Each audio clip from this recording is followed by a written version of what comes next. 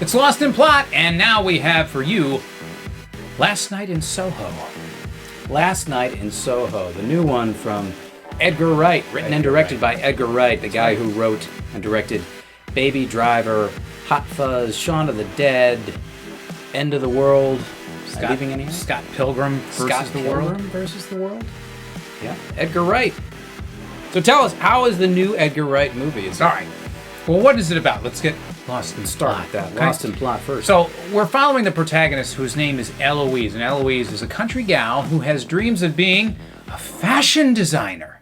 No, that's right. I've never heard of a plot like that before. Not only that, but she's also obsessed with the 1960s.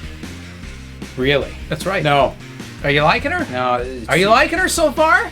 It's too far-fetched. She's also gifted with supernatural abilities. Quite a lady. Yeah, because we need the story to happen, and that's really what it's about. So we have Country Mouse, who's headed to the big city because her dream of being a fashion designer is coming to fruition because she's been accepted to the prestigious London School of Fashion. But there's a problem. In order to attend school, she has to go to London. Okay. And London, as you'll hear characters say repeatedly, London can be a lot. But what they're really saying is, you know what's in London? Men. Men. You know, those kind of men. The kind who like women.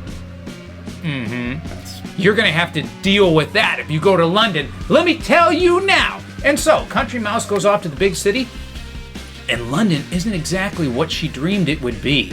There's men who leer at her, and it's disturbing. There's also rude bitches who she's got to live with in her dormitory, and they like men, which is awkward, okay? So, if you were ever at a college party and you saw somebody who was so distraught by all the young debauchery going on that they wrapped themselves in a duvet blanket and went to a corner and put their headphones on, that's our protagonist. That's Eloise, and that's who we're going to follow through the entire story. Her living situation is not to her liking, so she races and escapes to a flat where she lives by herself except for the old woman who rents it to her from downstairs. Now, while she's at this flat, when she goes to sleep at night, she has these mysterious supernatural dreams where she's transported back to what era? The 1960s. The 1960s! And she follows Sandy, a woman who has dreams of becoming a singer in London in the 1960s. And every night she goes in dreams, she sees the story of Sandy unfurl. But Sandy's dreams are soon derailed by, can you guess what? Men. Dirty, filthy men. There's perverts in the 1960s, there's perverts in modern day, there's a bit of a parallel between the aspiring fashion designer and the aspiring singer, and that's what plays out. We soon see that everything's not what it's cracked up to be for Sandy, and there's a mystery that must be unraveled by Eloise in present day. And that's essentially the plot. I don't want to spoil anything because it is a mystery, there is big twists, and that's kind of the entire story. I won't spoil it, but that's what it's about. Is it a horror? What is it? Is it just a mystery? Is it a horror? Because the trailers lead me to believe that we've got two different time periods. She's kind of traveling back and forth, whether it's real or not, but this is a horror story. It's a psychological horror is what it wants to be, and that you're going to be psychologically disturbed. And you're going to see Eloise, the main character, be psychologically disturbed throughout the entire runtime of this film. Okay, so it's a psychological thriller. I get the psychological horror. There are threats of men everywhere, that's right. Whether it's in London except today. Except for one, who is the nice, sympathetic beta male that befriends her and basically follows around like a puppy dog the entire time. Okay. Well, we can't talk too much about it without revealing the mystery. Now, I haven't seen it. Only you have seen it. Correct. So I'm asking the questions here. I can't really comment on it other than to say it is Edgar Wright. Do we get Edgar Wright style filmmaking that we're used to? You absolutely do. Edgar Wright is going to beat you over the head with his favorite 1960s playlist from the beginning of the film until the end. A lot of music, like Baby Driver. He used that motif a lot in that film to varying degrees. So this one here, are we to the point now? We've got good performances? Definitely good performances, but with a bit of a caveat. The performances are all uniformly good because they're all very talented actors. The characters they're given to work with are largely shit. So it's like, how do you give a good performance when you're given a shit character? That's a bit of what we have on display here. All right, well, I still don't know because I was really interested in going to see this when I saw the trailer. I like some of Edgar Wright's prior films, and this one looked like it was going to be a cool thriller, if not a horror film to me.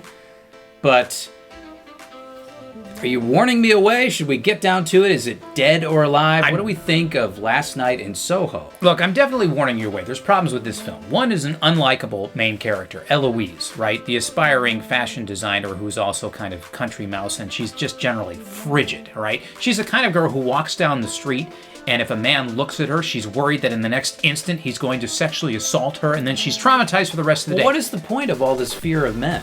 Men are the bad guys. Toxic masculinity more specifically, all right? The leering male gaze is really it. And how it impacts her in terms of what she needs to overcome when she's in London to ascend to her career as a fashionista versus how Sandy, the singer, had to try to overcome it when she was in the entertainment business and was being exploited by the males in power. So is this a feminist film?